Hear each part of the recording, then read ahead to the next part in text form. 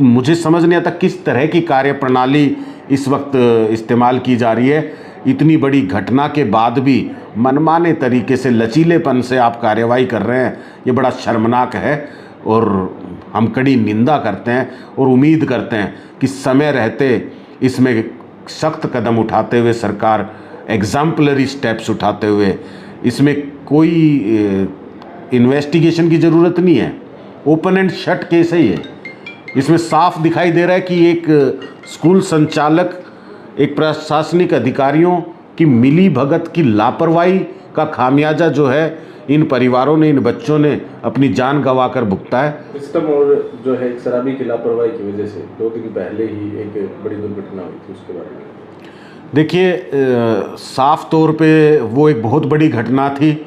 जिसने भी उस घटना को देखा, जिसने भी उस घटना के बारे में सुना, इतनी बड़ी लापरवाही और इस तरह का नुकसान उस लापरवाही के चलते, यानी कि 8 बच्चों को ना 6 बच्चों को इस घटना में अपनी जान गंवानी पड़ी। अनेक घरों के चिराग जो बुझ गए।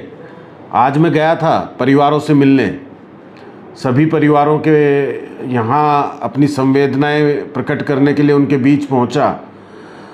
मैं समझता हूँ कि इस वक्त वो जिंदा तो हैं, लेकिन ज़िंदगी उनके सामने नहीं है।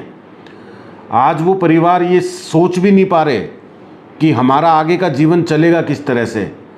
तो ऐसी मार्मिक स्थिति, ऐसी घटना जिसने सबको झकझोर के रख दिया है, इसका जिम्मेदार वो स्कूल संचालक भी है, उस स्कूल के संचालक भी हैं, प्रशासनिक अधिकारी जिनकी जिम्मेदारी बनती है। अगर कोई स्कूल संचालक मनमाने तरीके से काम कर रहा है तो उसको प्रतिबद्ध करने के लिए जिस प्रशासन की जिम्मेदारी है, चाहे वो शिक्षा अधिकारी हों, चाहे वो परिवहन अधिकारी हों जो इनके बसेस को रेगुलेट करता है, ट्रांसपोर्ट सिस्टम को रेगुलेट करता है, चाहे वो खुद संचालक हों, इन तीनों की बराबर की जिम्मेदारी बनती है। और ये एक ऐसी लापरवाही है जिसको आप केवल नेग्लिजेंस नहीं कह सकते। साफ तौर पे हमें पता है कि अगर कोई ऐसा व्हीकल जिसके कोई कागज़ नहीं है, जो कि फिट नहीं है, फिट फॉर रोड नहीं है, जो चलने के लिए उसके पास फिटनेस का सर्टिफिकेट नहीं है, अगर वो सड़क पर उतरेगा और सड़क पर चलेगा तो जाहिर तौर पे ये संभावनाएं हमेशा बनी रहेंगी कि इस तरह की अप्रिय घटना उससे घट सकती है। तो ये जानकारी प्रशासनिक अधिकारियों के पास भी थी, ये जानकारी स्कूल संचालक के पास भी थी। ये सब कुछ जानते हुए भी अगर उन्होंने इस तरह की बस को सड़क पे चलाया, उसमें बच्चों को बैठने पे मजबूर किया और उसके बाद ऐसे ड्राइवर के हाथ में वो बस गई जिस ड्राइवर ने शराब पी रखी थी, शराब का सेवन कर रखा था और जो 100 की स्पीड पे बच्चों को बैठाने के बाद गाड़ी को दौड़ा भी रहा था और जिसका कोई लेखा जोखा नहीं, वो किस तरह का कर्मचारी है, कौन उसे अप्रूव कर रहा है, कौन उसे रख रहा है, कितना वो जिम्मेदार है, कितना वो जिम्मेदार नहीं है। इस तरह का खिलवाड़ हमने कभी नहीं देखा जिस तरह का महेंद्रगढ़ में इस घटना के दौरान देखा गया है। तो हमारी ये मांग थी और हम ये उम्मीद करते हैं प्रशासन से, सरकार से। इस वक्त ये सबसे बड़ी कमजोरी सरकार की है कि प्रशासनिक अधिकारी अपनी जिम्मेदारियों से भाग रहे हैं और अपनी जिम्मेदारियों में लापरवाही कर रहे हैं।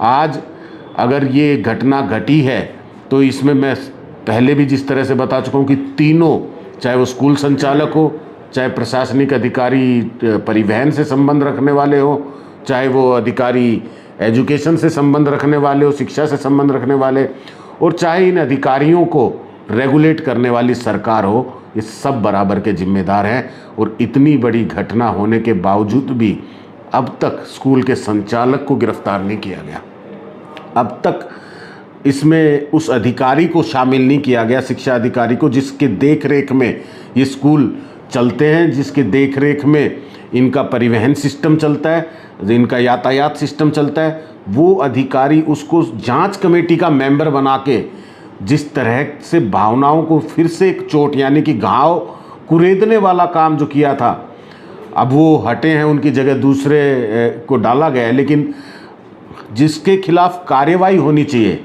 उसको जांच कमेटी का मेंबर बना रहे आप। मुझे समझ नहीं आता किस तरह की कार्यप्रणाली इस वक्त इस्तेमाल की जा रही है। इतनी बड़ी घटना के बाद भी मनमाने तरीके से, लचीलेपन से आप कार्रवाई कर रहे हैं, ये बड़ा शर्मनाक है और हम कड़ी निंदा करते हैं और उम्मीद करते हैं कि समय रहते इसमें सख्त कदम उठाते हुए सरकार एग्जाम्पलरी स्टेप्स उठाते हुए, इसमें कोई इन्वेस्टिगेशन की ज़रूरत नहीं है, ओपन एंड शट केस है ये।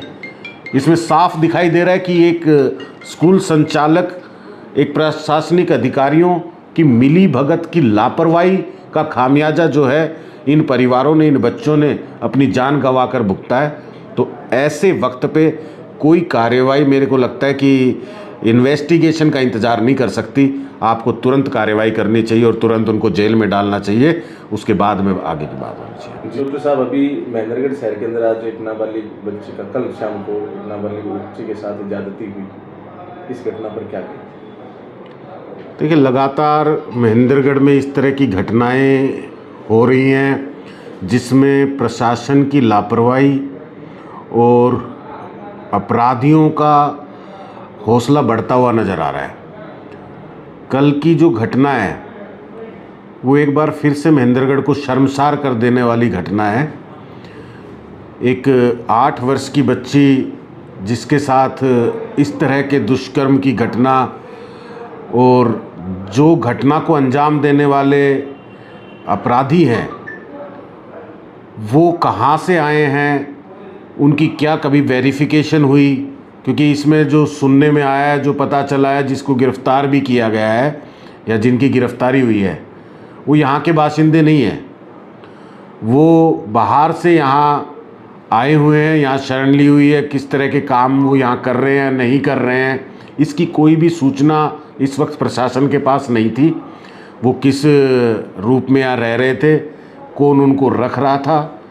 तो इसमें मुझे लगता है कि इस तरह की लापरवाही सरकार की, प्रशासन की जो है, वो इस तरह की घटनाओं को न्योता भी दे रही है और लगातार इस तरह की घटनाएं बढ़ती भी जा रही हैं, जो बेहद शर्मनाक है।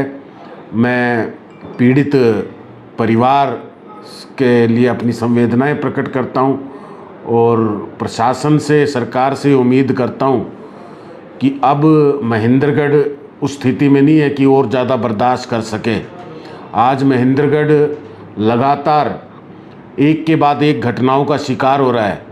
हम अपनों के साथ होते हुए अत्याचार को देख रहे हैं, बर्दाश्त कर रहे हैं, लेकिन अब बर्दाश्त से बाहर होती जा रही है स्थिति। अब क्षमता नहीं बची है।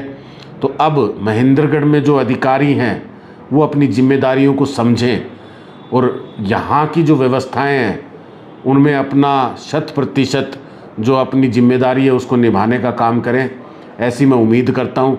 और कठोर से कठोर सज़ा देके अब बढ़ते हुए अपराधियों के हौसले को और इस तरह की घटनाओं को अंजाम देने वाले लोगों के हौसले को तोड़ने का काम करें, ये मैं उम्मीद करता हूँ। कल की घटना पर ये भी कहा जा रहा है कि जैसे वो व्यक्ति बाहर से था, 2 दिन ही रहा, कोई उसकी पुलिस वेरिफिकेशन नहीं थी, इस विषय पर क्या कहें? देखिए, पुलिस लगातार, पुलिस पे सवाल उठते रहे हैं, प्रशासन पे सवाल उठते रहे हैं।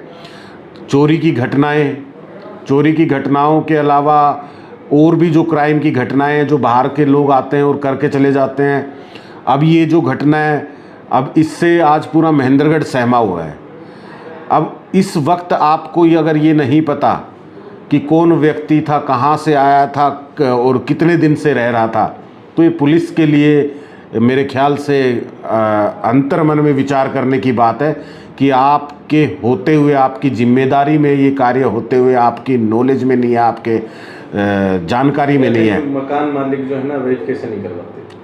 नहीं, मकान मालिक, कोई भी पब्लिक, मैं कहता हूँ कि जब तक आपके पास अधिकारी हैं, हमारे पास सरकार का जो सिस्टम है, अगर मैं भी अगर मनमानी करने के रास्ते पे निकलता हूँ तो मेरी मनमानी शायद चल नहीं सकती। प्रशासन की जिम्मेदारी बनती है कि वो मुझे नियमों में प्रतिबद्ध करे। प्रशासन की जिम्मेदारी बनती है, अगर मैं कोई गलत कार्य करता हूँ या सरकारी नियमों को ताक पर रखता हूँ तो मुझे सजा याफ्ता करे। तो ऐसे मकान मालिक अगर जो इसमें सहयोग नहीं करते तो इनके पास पूरा अधिकार है प्रशासन के पास कि वो कार्रवाई कर सकता है, उनके खिलाफ सख्त से सख्त कार्रवाई कर सकता है। अगर किसी भी प्रकार की इस तरह की घटनाओं को न्योता देने वाले व्यक्तियों को शरण दी जाती है तो मैं समझता हूँ कि बराबर के दोषी हैं, आप सख्त से सख्त कार्रवाई कीजिए।